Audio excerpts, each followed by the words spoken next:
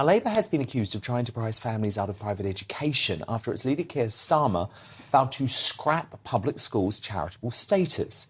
He said he would retain Jeremy Corbyn's socialist policy that would force independent institutions to start charging 20% on VAT on school fees, making it unaffordable for an estimated 90,000 pupils. The Labour leader, who was a pupil at Reigate Grammar School when it became a fee-paying institution, has vowed to use the tax revenue to fund a schools catch-up programme.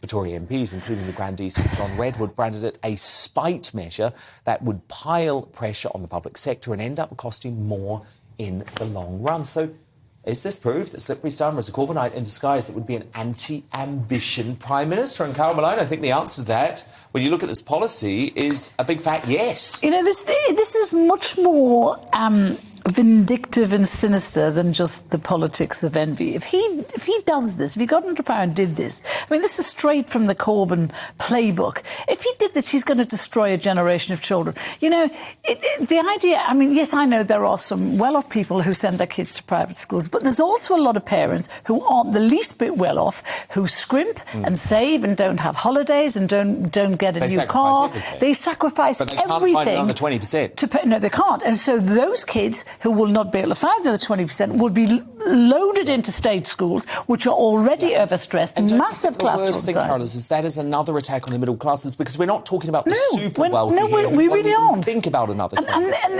the stupid thing is, a lot of these schools that have charitable status do great things for the state schools in their areas. They give money, they give advice, they help them. So he's going to take all that away because the fee-paying schools won't do that. And you know, this from a bloke who, as you said in your intro, went to Reigate. It was a grammar when he went. It became a fee-paying school. He's forever telling us that his dad was a toolmaker and struggled to send him to school and pay for his education, and yet he's going to deprive a whole generation of kids of exactly what he had. And it seems to me, it's, you know, I know that a lot of people will say, well, you know, kids in state schools should get a great education. Yes, they should. And people like Starmer should be thinking about bettering state schools than actually taking away from schools that are already doing really well. Nigel Nelson, you love this policy. I do. Why? Simply because I think that everyone has the right to spend their money as they wish, whether it's on private health or private education. But the taxpayer should not be the one to subsidise that choice. And what is happening here is that we're losing a lot of money, the 20% obviously in VAT, because of the charitable status of these schools.